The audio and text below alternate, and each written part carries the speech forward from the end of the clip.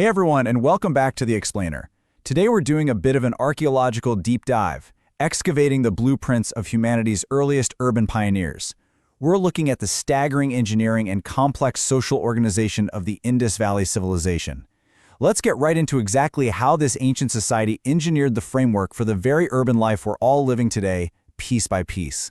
4,500 years. Just let that number sink in for a second. To really put that into perspective, this civilization was out there mastering complex urban planning and standardized engineering, while a huge chunk of the rest of the world was barely even grasping the concept of a permanent settlement. This isn't just a casual look back at some old ruins. No, we are looking at the absolute dawn of organized, grid-based urban life as we understand it today. So here's our archaeological map for today. First, an ancient urban marvel. Second, secrets of the Great Bath. Third, the economic heart of Harappa. And finally, number 4, the unsolved Harappan mystery. All right, let's jump straight into Section 1, an ancient urban marvel. You see, the Indus Valley Civilization didn't just accidentally stumble into urbanization. They literally engineered it from the ground up. This 4,500-year-old society completely mastered early, complex social organization. They laid down the exact urban groundwork that modern cities still rely on. Think structured mathematical grids, standardized weights, and highly advanced sanitation. They actually figured out how massive populations could coexist, thrive, and build together in this remarkably cohesive way. Now, building a successful civilization requires a profound sense of balance. On one hand, you have the Great Bath, representing their spiritual life and religious purification. And right alongside it, the Great Granary, ensuring their economic stability and population sustenance. The Harappans clearly understood a fundamental truth of urban development. Basically, to maintain a thriving society, you absolutely have to systematically feed both the spiritual soul and the physical body. Moving right along to Section 2, Secrets of the Great Bath. The tactile engineering they achieved here is just incredible. I mean, they didn't just dig a communal hole in the ground for water. They built a giant, mathematically precise, waterproof public bath, complete with these highly advanced drainage systems. They used exact, uniformly fired bricks and natural tar or bitumen to make absolutely sure the structure was completely watertight. Moving water seamlessly in and out of massive brick architecture 4.5 millennia ago, that was an unparalleled architectural triumph, entirely dedicated to religious purification. And this massive structure gives us a really direct window into their day-to-day existence.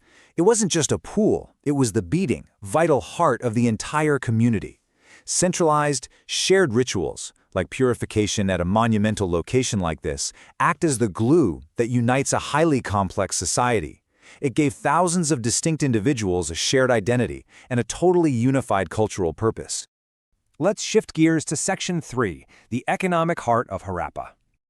Their logistical flow was honestly brilliant in its simplicity and its execution. It went from grain harvesting to massive ventilated storage, all the way to sustaining the population. And, the real key word in this entire system is ventilated. They knew for a fact that stockpiling grain in sealed, dark rooms leads directly to rot. So they explicitly engineered these massive facilities with highly specific airflow just to protect their food supply over time. It showcases just incredible foresight in ancient urban planning. And that foresight makes the Great Granary the literal ancient blueprint for our modern economic systems. It was how they managed surplus, how they safely stored wealth, and how they sustained a remarkably dense population year-round. It's truly fascinating when you realize how their intricate system of securing, storing, and distributing grain perfectly mirrors the complex supply chains we use today. Which brings us to our final stop, Section 4, the unsolved Harappan mystery. So what did the Harappans actually call themselves? When you stop and think about it, it hits you with a real sense of awe. Because despite all their massive achievements, the waterproof baths, the towering granaries, those mathematically perfect grid-based cities, their true name remains entirely lost to time. We call them the Indus Valley Civilization based on modern geography, and we call them Harappans based on a specific excavation site. But we have absolutely no idea what name they proudly spoke when referring to their own magnificent society. Wild, right?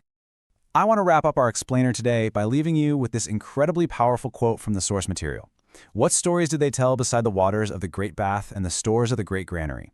We can excavate their standardized bricks, we can map out their advanced drainage, and we can measure those soaring walls. But their distinct voices, their myths, their daily stories, they're completely silent. It's a deeply poetic reminder of both the incredible endurance of human engineering and just how fragile and fleeting human memory can be. Thanks so much for joining me to explore this ancient marvel. I really hope this sparks a desire in you to keep digging deeper into our